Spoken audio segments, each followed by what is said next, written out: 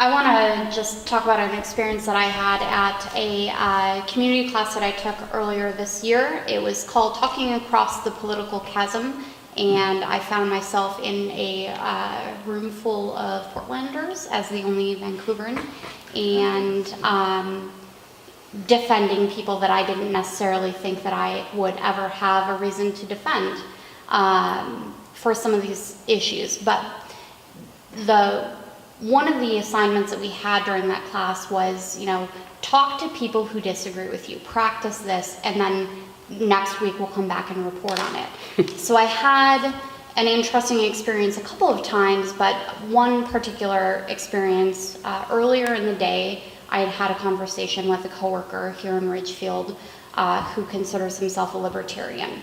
And we talked about what does that mean, why are those values important to him, and how does he live that out, and what he thinks that does for our community.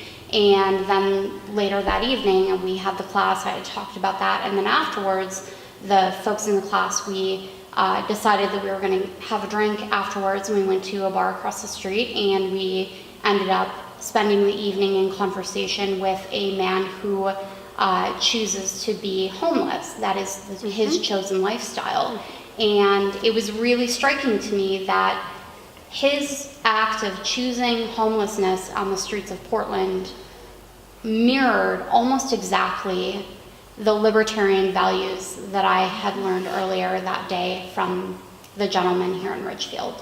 And so what I sort of learned from that experience of listening is finding commonality. Where it seems like we're opposed, there's always going to be a common thread. That is really cool. Somebody else give me an example of talking and tripping over a commonality. That's really wonderful. Has it happened to anyone else? I had a woman on Facebook who describes herself as a Trump girl, and her profile picture is I love it. 4-inch heels, high heels, and they are sequined in red, white, and blue. And there's a heart, and it says Trump girl or something like that. Well, she, got on Facebook one day and just decided to, slap me around a little bit and said I was a racist. Wow. I was shocked. Tell her you can get along with those white people, okay? Yeah. Oh, God, I was so shocked. And then a friend of a friend, how Facebook is, who is Latino, read the same post and wrote me and told me I was a manipulative racist. So I got it from the white, I got it from the Mexican, I was like totally confused. What did I do? I didn't say anything. All I did was post an article, an interview with Michelle Obama about being the First Lady, and somebody asked her a question, a magazine, asked her about racism and did she feel it affected the presidency.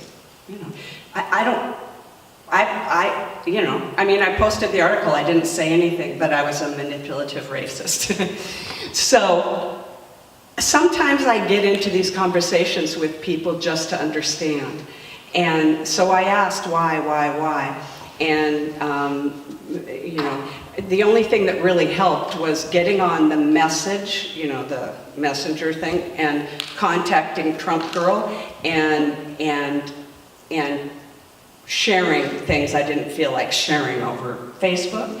And this conversation went on for a long time where she was just telling me all kinds of, things that I felt weren't true about myself, but I just kind of listened and all that. And then, it must have been a half an hour.